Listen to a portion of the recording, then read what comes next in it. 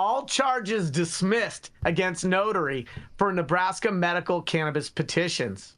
All charges against a notary public from York accused of official misconduct have been dismissed, which could have an impact on pending case against the medical cannabis petitions he helped notarize. Hall County Judge Alfred Corey accepted a motion to squash Friday from attorney Mark Porto on behalf of J.C. Todd, the state of Nebraska, and Hall County attorney Marty Klein, because they had charged the Todd with 24 counts of official misconduct for allegedly invalid notarizations.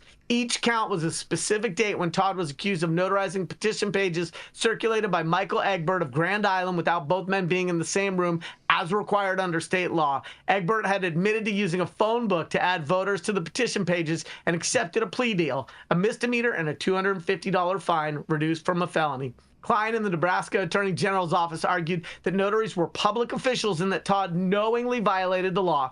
Corey rejected those arguments without addressing the allegations. While these duties greatly assist others, notary publics are not public servants who are performing governmental functions, Corey wrote in a 4-page opinion on Friday. Todd's attorney, Klein, and the Attorney General's office did not immediately respond for requests for comment Friday evening.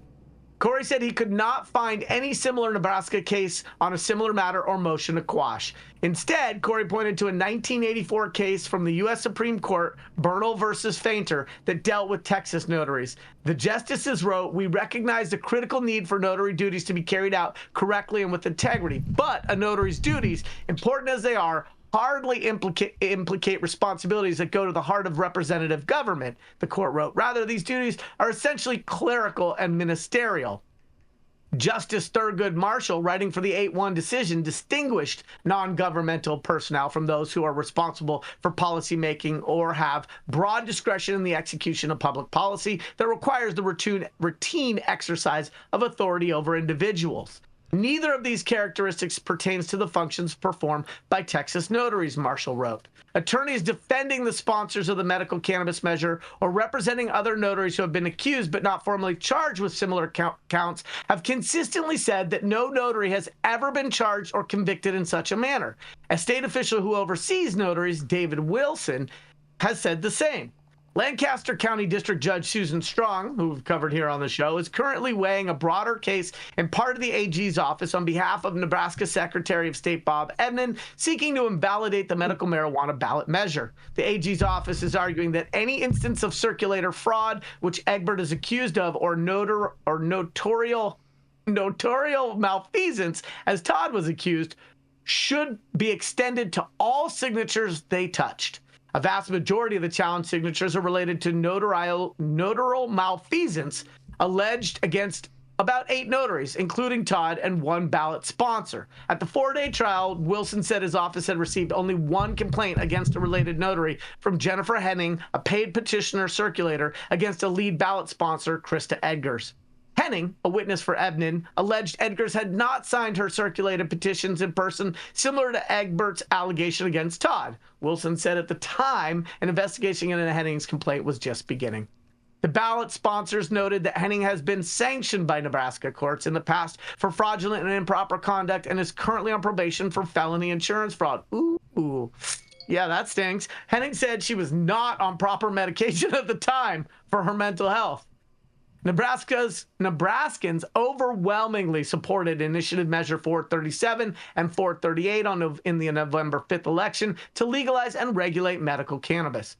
State constitutional officers will meet December 2nd on whether to certify the election results, including Evnen and Nebraska Attorney General Mike Hilgers, who has said at this juncture they will certify the marijuana measures.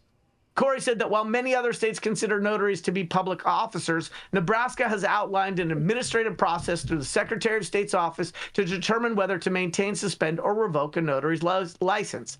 The state attempts to differentiate what criminal activity would be as opposed to non-criminal activity, Corey wrote. The court rejects this argument. So, where there's smoke, there's not always fire. Smart judge shot down the faulty reasoning. Yarrow Kubrin, High at 9 News. I'd like to hear what everybody else thinks and feels. Man, I like this article because you said Todd about 400 times. What color was the smoke? All kinds of cases have been getting dropped the last 48 hours. This is great news for everyone out there in Nebraska, and this looks like their amendment is going to be able to come to life. And shout out to all the good work that all these people did to get Nebraska across the finish line. I guess it was right. Third time is the charm. And as the girl on the panel, I'm going to point this out because nobody else probably should. But you notice it was only one lady who had a problem with one lady. This sounds like a woman problem. And the fact that you would disrupt an entire voting process and try to invalidate this woman's whole body of work over whatever she did to your husband or whatever happened here that started this woman versus woman problem. Listen, ladies, we don't need to compete. We can all eat. I'll be cute on Tuesday. She's probably on the Epstein list. Whoa. Well, maybe this woman notarized the Epstein list and she is in fact on it. She's trying to invalidate. Well, I don't know. It's gonna come out pretty soon. Well, baby oil aside, it's gonna be redacted in certain places. Stop it! There's 30 visits from the best friend over the last 10 years. Stop the ridiculousness. Well, baby oil aside, we shouldn't soil the toil of all the other people who actually generated legitimate votes that ultimately led to a majority and to this thing winning. And so the argument was that because a few of them were beyond suspect and were actually malfeasance, that the entire thing should be thrown out. So their argument was, let's throw the baby out with the bathwater. And the judge was like, no, that's not really how it should work. But if you have soil in your pants, can you still dance? You would have to ask. I don't know, Rico. Jesus. Jeez Louise. You just know how to just totally just ruin a good conversation with all that ridiculousness, Rico. Man, I'm very excited for all the Cornhuskers out there that, you know what I'm saying? Yeah, the will of the people is going to stand. We should all smoke out of corn cob pipes this weekend in celebration of Nebraska. Well, can we all hear each other? Because we've been very interrupty and talk overy today. Really? I thought we've been pretty good today overall. I have not. I thought we've been pretty good today, Jenny. Have you? Because you just got interrupted. I still thought we've been pretty good today. What about the chat with the C word?